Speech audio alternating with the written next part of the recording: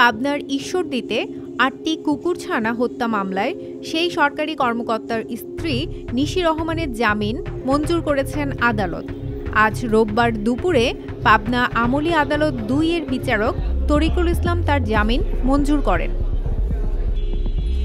আজ আসামির জামিন শুনানির দিন ধার্য ছিল। বিচারক শুনানি শেষে তার জামিন মঞ্জুর করে। এটি জামিনযোগ্য অপরাধ হওয়ায় এবং মহিলা বিবেচনায় তার জামিন মঞ্জুর করা হয়েছে বলে জানিয়েছেন রাষ্ট্রপক্ষকে সহায়তাকারী আইনজীবী অ্যাডভোকেট মোশফেকা জাহান কণিকা। এই মামলার জামিনের ধারা সম্পূর্ণভাবে বেইলেবল সেকশন ছিল। জামিনযোগ্য ধারার অপরাধ বিবেচনায় আসামিটা আজকে জামিনের আদেশ প্রাপ্ত হয়। তবে মামলার তদন্ত যেভাবে চলছে সেভাবেই চলবে।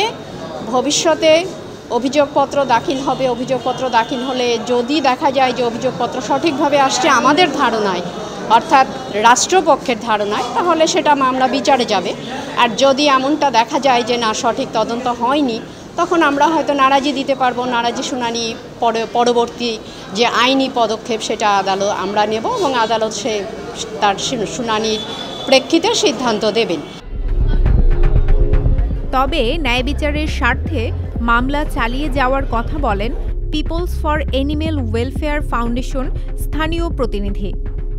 কুকুর হোক বা যে কোনো প্রাণী হোক অথবা মানুষ হোক, নিষ্ঠুরতা, হিংস্রতা এটা সবার ক্ষেত্রেই প্রযোজ্য। এই আমাদের প্রতিবাদটা নিষ্ঠুরতা বা হিংস্রতার বিরুদ্ধে, ওই আসামির বিরুদ্ধে নয়। কিন্তু এই নিষ্ঠুরতা বা হিংস্রতার একটা পানিশমেন্ট দিলে পরবর্তীতে অনেকেই অ্যালার্ট হবে। কারণ আজকে হয়তো আমরা কুকুরের প্রতি নিষ্ঠুরতা করছি, এটাকে প্রশ্রয় দিলে পরবর্তীতে এই নিষ্ঠুরতাটা মানুষের উপরে হবে। এবং আন্তর্জাতিক একটা গবেষণার মতামত যে যারা পশু পাখির উপর নির্যাতন প্রাথমিক জীবনে করে, পরবর্তীতে তারা বেশিরভাগই মানুষ মার্ডারের সাথে সংশ্লিষ্ট হয়। আমাদের মূল বক্তব্য কিন্তু নিষ্ঠুরতা, হিংস্রতার বিরুদ্ধে। এই কারণে মামলাটাকে অবশ্যই দৃষ্টান্তমূলক শাস্তির মাধ্যমে সফল করতে হবে, এটাই আমাদের দাবি। প্রসঙ্গত, দীর্ঘদিন ধরেই ঈশ্বরদী উপজেলা নির্বাহী কর্মকর্তার বাসভবনের একটি কোণায় থাকত টম নামের একটি কুকুর। 1 সপ্তাহ আগে টম 8টি বাচ্চা প্রসব করে। গত সোমবার সকাল থেকে তার ছানাগুলো না পেয়ে পাগলপ্রায় অবস্থায় কান্না আর ছোটাছুটি করতে দেখা যায় মা কুকুরকে।